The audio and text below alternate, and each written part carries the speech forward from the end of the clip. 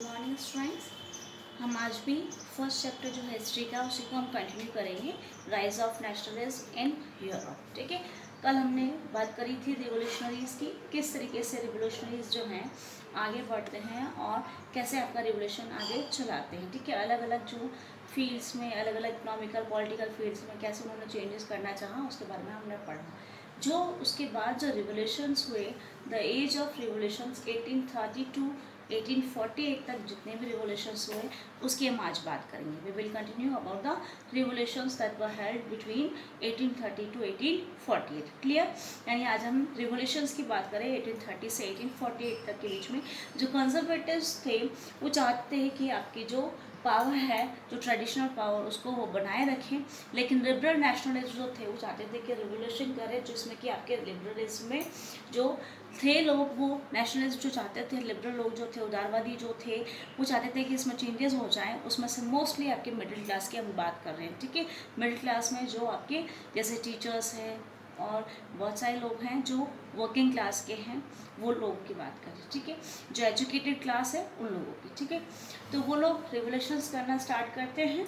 Next है आपकी first upheaval took place in France. पहला जो सडन चेंज हुआ फ्रांस में वो हुआ जुलाई 1830। यानी हम इवेंट्स जो हैं अलग अलग टाइम पीरियड की बात करें 1830 से 1848 में क्या क्या हुआ उन सब के बारे में, हम जो रिवोल्यूशंस हुए उनकी बात करें तो पहला जो सडन चेंज आया फ्रांस में वो था जुलाई 1830 का। ठीक है, जो बर्बन जो था डायनेस्टी जो थी उसको हटा दिया गया था 1815 के बाद, वॉज ओवरथ्रोन आफ्टर 1815। 1815 के बाद जो है बर्बन वंश जो है डायनेस्टी जो है उसको हटा दिया गया वहाँ से।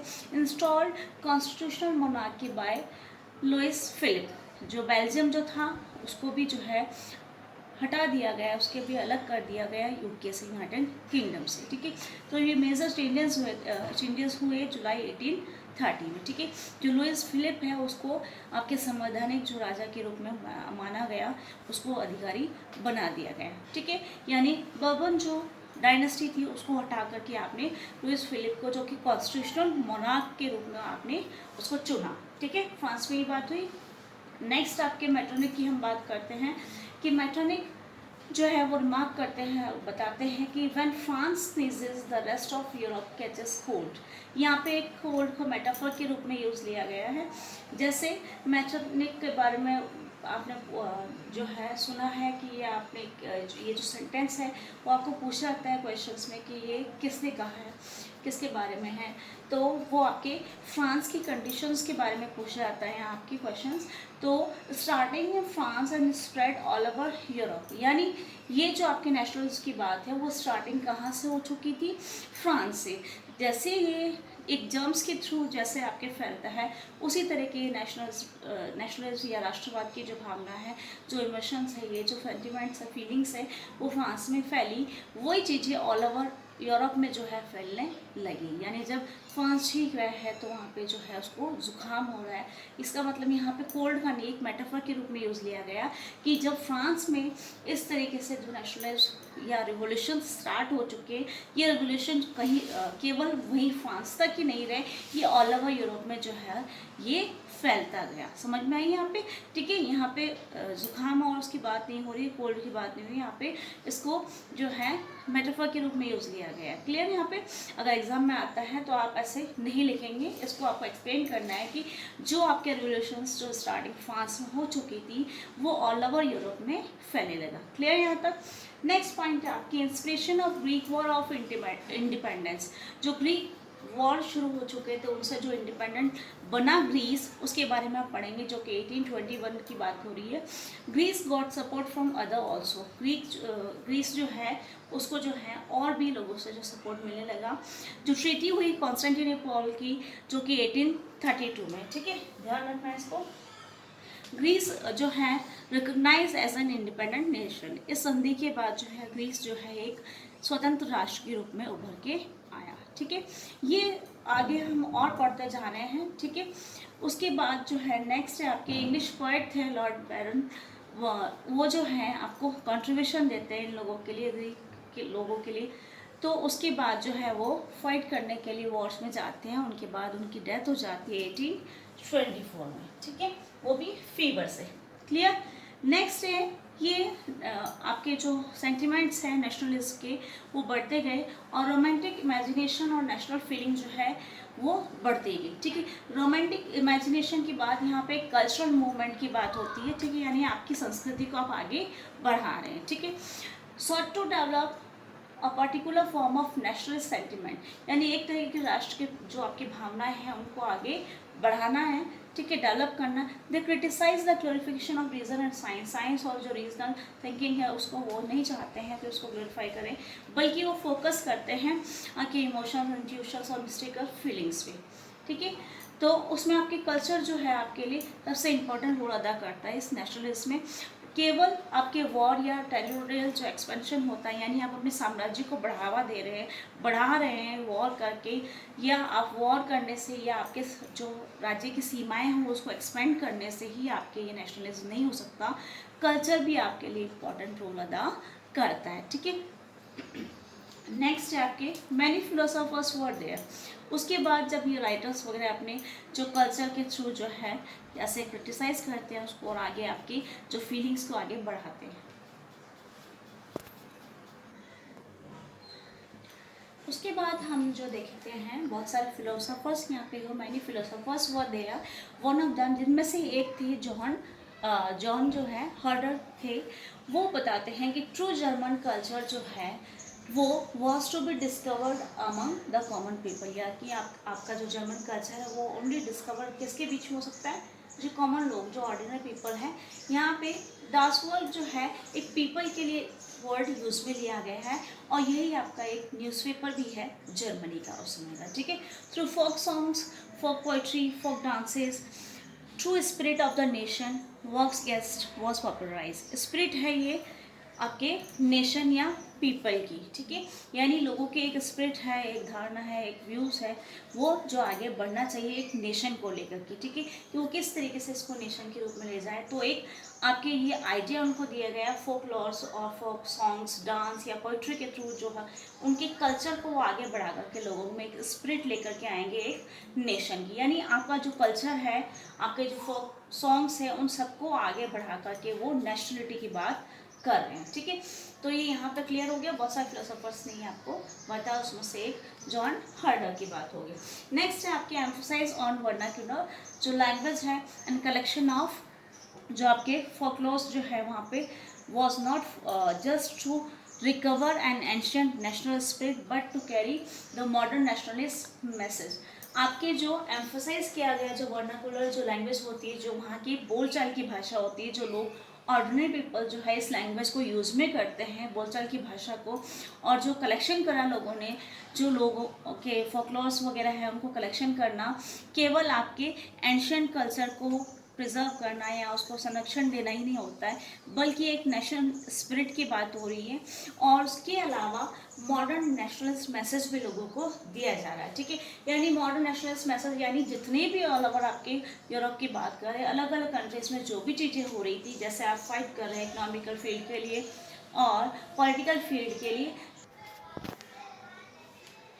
यहाँ पे हम बात कर रहे हैं कि वर्नाकुलर लैंग्वेज जो यूटिलाइज की गई थी एक नेशनल स्पिरिट को आगे बढ़ाने के लिए। ठीक है, तो ये जो मॉडर्न नेशनलिस्ट मैसेज भी लोगों को दिया गया, ये वर्नाकुलर लैंग्वेज इसलिए हमने यूज़ करी थी, उस समय यूज़ की गई थी, ये बात इसलिए की जा रही है क्योंकि वहाँ पे जो मोस्टली लोग जो थे वो इलिटरेट थे, यानी ना केवल एजुकेटेड क्लास जो मिडिल क्लास है वो ही नहीं, बल्कि आपके जो इलिटरेट लोग हैं, जो अनपढ़ लोग हैं, उनको भी जो है नेशनलिस्ट जो आपकी नेशनलिस्ट की हम बात कर रहे हैं, राष्ट्रवादी। ठीक है, तो उस सेंटिमेंट को ये जो अनपढ़ लोग हैं उनमें भी आगे बढ़ाना है, यानी केवल पढ़े लिखे लोग ही जो है रिवॉल्यूशन में नहीं थे, जो अनपढ़ लोग थे, जो इलिटरेट लोग थे, वो लोग भी इसमें उनको भी हम लोग इन्वॉल्व करने जा रहे थे। ठीक है, नेक्स्ट है the use of polish language was to be seen as a symbol of struggle against Russian dominance।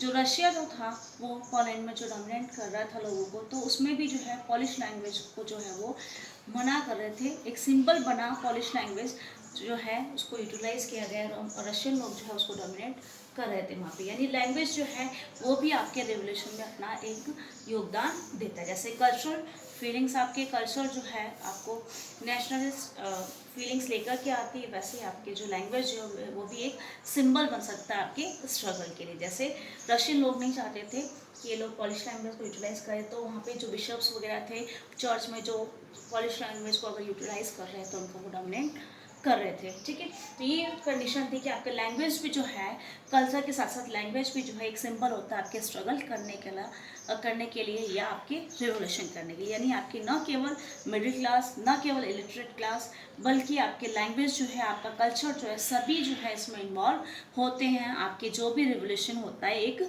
Nationalist के लिए, यानी राष्ट्रवाद के लिए, आपके लिए एक नेशन बनने के लिए, सब चीज़ें आपके लिए इंक्लूडेड होती है, सब चीज़ें शामिल होती है। क्लियर यहाँ तक?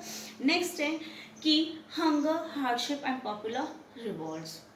ये बात हो रही है 1830 की। ठीक है, ये आपके ग्रेट इकोनॉमिक हार्डशिप्स कहलाते हैं। यूरोप में सबसे कठोर जो टाइम पीरियड आपके यूरोप का ये कहलाता है, जिसमें पॉपुलेशन बहुत इंक्रीज हो रही है। इंक्रीज इन पॉपुलेशन किस तरह से इंक्रीज होगी? लोग माइग्रेट कर रहे हैं। माइग्रेट क्यों करते हैं? आपने देखा हो इकोनॉमिकल फील्ड में मोस्टली जो है लोग जॉब के लिए, ठीक है, या तो बेरोजगारी ज़्यादा है या बेटर जो आपकी फैसिलिटीज़ होती है उसके लिए वो लोग माइग्रेट करते हैं। जैसे पॉपुलेशन इंक्रीज हुई तो उसके कारण भी आपको पता चल रहा है। ठीक है, next small producers has competition with industrial products. आपने देखा होगा इंडस्ट्रियलाइजेशन हुआ तो उस समय की बात भी है कि जो छोटे प्रोड्यूसर्स होते हैं उनको इनके साथ कंपटीशन करना पड़ता है। Next peasants struggle of future, जो ड्यूज़ हैं, ऑब्लिगेशंस जो लगाए जाते हैं उनके ऊपर, उनको जो किसान लोग हैं उनको स्ट्रगल करना पड़ता है, ड्यूज़ देने पड़ते हैं उनको। नेक्स्ट है राइज ऑफ फूड प्राइस और bad harvest led to wide spread populism. यहाँ पॉपुलिज्म का मतलब आपके पॉवर्टी से है। एक कंडीशन है जब लोगों के पास, जब आपके प्राइस बढ़ रही है फूड की, आपके खाने की प्राइसेस बढ़ रही है, आपके हार्वेस्ट भी अच्छा नहीं हो रहा है, फसल भी ज़्यादा अच्छी नहीं हो रही है, ठीक है, या क्लाइमेटिकल जो कैलेमिटीज़ आ जाती है वो भी आपके लिए ये उससे बहुत बड़ी जो प्रॉब्लम आई कि आपके गरीबी बढ़ने लग गई। ठीक है, उसके बाद हम देखते हैं कि 1848 में आपके फूड शॉर्टेज हो जाती है, खाने की कमी हो जाती है, अनएम्प्लॉयमेंट यानी बेरोजगारी भी हो जाती है। तो उससे पब्लिक जो है पेरिस में क्या करती है? रोड्स पे आ जाती है। ठीक है, जब इस तरह की कंडीशंस होती है, आपकी पॉपुलेशन बढ़ रही है, आपकी इकोनॉमिकल कंडीशंस नहीं है, पीजेंट्स को, स्मॉल प्रोड्यूसर्स को, सबको सफ़र करना पड़ता है, तो वो लोग सब स्ट्रगल करते हैं। और अगर फूड प्राइस भी बढ़ जाए, बैड हार्वेस्ट भी होता है, उसकी वजह से आपकी पॉवर्टी भी हो रही है, बढ़ती जा रही है, तो इस वजह से आपके शॉर्टेज भी आ रही है, बेरोजगारी भी हो रही है, तो लोग जो है परेशान होकर के यहाँ पे जो पेरिस की हम बात कर रहे हैं रोड्स पे आ जाते हैं। लुइस फिलिप को जो है फोर्स टू फ्ली, उसको भागना पड़ता है। ठीक है, ये लोग जो पब्लिक हैं वहाँ पे तोड़फोड़ करने लग जाती है और बहुत स्ट्रगल कर करके चाहते हैं, और फिर चाहते हैं कि वो सब चीज़ें इनको वापस से मिल जाए, और लुइस फिलिप वहाँ से भागने को मजबूर हो जाता है। ठीक है, उसके बाद जो ये जो रिवोल्यूशनरीज जो हैं वो एक डिसीजन लेते हैं नेशनल असेंबली जो है बनाने के लिए। वहाँ पे रिपब्लिक जो आपके नेशन की बात कर रहे हैं वो लोग, उसके बाद वो जो है जनरल असेंबली के लिए इलेक्शंस वगैरह करवाते हैं, उसको उसमें जो है granted suffrage to all adults about 21। ठीक है, यानी केवल ओनली जो 21 एज और उससे अबाउट जो लोग हैं उसमें भी सिर्फ मेल्स को जो है वहाँ पे वर्क करने का अधिकार है, और वो ही लोग जो हैं उनको ही एम्प्लॉयमेंट मिलता है। ठीक है, वीवर्स इन सिलेसिया पोलैंड की बात कर रहे हैं, led the revolt against contractors who reduce their payments. यहाँ पे भी वीवर्स ने रिवोल्ट करा, पोलैंड की बात हो रही है सिलेसिया की, जहाँ पे वो लोग वीवर्स जो हैं, जो उसके कॉन्ट्रैक्टर्स होते हैं, वो रिड्यूस कर देते हैं, उनके पेमेंट्स को कम कर देते हैं और उनकी जो डिमांड्स है वो फुलफिल नहीं करते। तो वो लोग जो वीवर्स हैं वो इन कॉन्ट्रैक्टर्स के खिलाफ जो है विद्रोह करना शुरू कर देते हैं, रिवोल्ट करना शुरू कर देते हैं। समझ में आया? नेक्स्ट है आपके 1848 रिवोल्यूशंस ऑफ लिबरल्स। 1848 की बात हो रही है कि जो लिबरल्स थे वो किस तरीके से रिवोल्यूशंस स्टार्ट करते हैं। ठीक है, तो रिवोल्यूशन जो लिबरल्स लोगों ने स्टार्ट करे थे फरवरी 1848 के इवेंट्स की हम बात करें तो फेब 1848 इवेंट्स में फ्रांस जो है वहाँ पे एब्डिकेशन हो गया मोनार्क का, और जो republic based on universal male suffrage हमने ऊपर बात करी थी, वही चीज़ यहाँ पे भी है कि जो मेल लोग हैं उनको अधिकार दिया गया, मोनार्क की जो सब चीज़ें वो ख़त्म कर दी गई, एक रिपब्लिक नेशन की बात हो रही है यहाँ पे, यूनिवर्सल मेल सफ्रेज उनको दिया गया। जब हम ऊपर की बात करें नेशनल असेंबली की, तो वहाँ पे जो जर्मन स्टेट्स थे वहाँ पे डिमांड्स रखी गई कि कॉन्स्टिट्यूशनलिज्म जो है वहाँ पे स्टार्ट और एक नेशनल यूनिफिकेशन किया जाए। ठीक है, वहाँ पे सब चीज़ें मान ली गई थी, फ्रैंकफर्ट जो पार्लियामेंट है वहाँ पे। लेकिन वहाँ पे भी आपके जो है सबको अधिकार सेम नहीं थे। Women were only visitors, women जो है केवल विजिटर्स के रूप में वहाँ पे देखने के लिए खड़ी थी। ठीक है, वही बाहर के साइड में। तो इस तरीके से था कि अभी भी राइट सबको इक्वालिटी नहीं थी। सर्वडॉम बॉन्डेड लेबर जो है वो सब चीज़ें ख़त्म कर दी गई, उनको समाप्त कर दिया गया। तो ये था कि रिवोल्यूशनरीज जो थे कैसे लिबरल जो रिवोल्यूशनरीज थे, जो लिबरल्स की हम बात करें, नेशनलिस्ट के रिवोल्यूशंस कैसे हुए 1830 से 1848 तक, कैसे पीजेंट्स, कैसे जो अपने वेवर्स और इनकी सबकी हमने बात करी, कैसे वो ग्रीक वॉर हुए, कैसे वो इंडिपेंडेंट हुए, कब हुए, क्वेश्चंस आपके एग्जाम्स में आते हैं। ये आपको मैंने बता ही दिया मेटरनिक के बारे में। ठीक है, क्या कहा जाता है और कौन से टाइम पीरियड में कौन से डायनेस्टी का होता है वहाँ पे शासन, वो आपके क्वेश्चंस पूछे जाते हैं। 1830 में हार्डशिप्स की कौन कौन सी प्रॉब्लम्स लोगों को सफ़र करनी पड़ी, वो और जो 1848 की रिवोल्यूशंस जो थी लिबरल्स के, यहाँ तक क्लियर। ठीक है, आगे हम कंटिन्यू करेंगे कल जर्मनी और इटली का यूनिफिकेशन किस तरीके से होता है। उसके बाद लास्ट टॉपिक होगा आपके कि आप एज अ विजन आप नेशनलिज्म को किस तरीके से देखते हैं। उसके बाद ये चैप्टर आपका कंप्लीट हो जाएगा। I hope so you will understand it. ठीक है, आप लोग इसके नोट्स वगैरह बना लीजिएगा और पढ़ लीजिएगा, वरना आपको सब कुछ मिक्स हो जाएगा बाद में। ओके।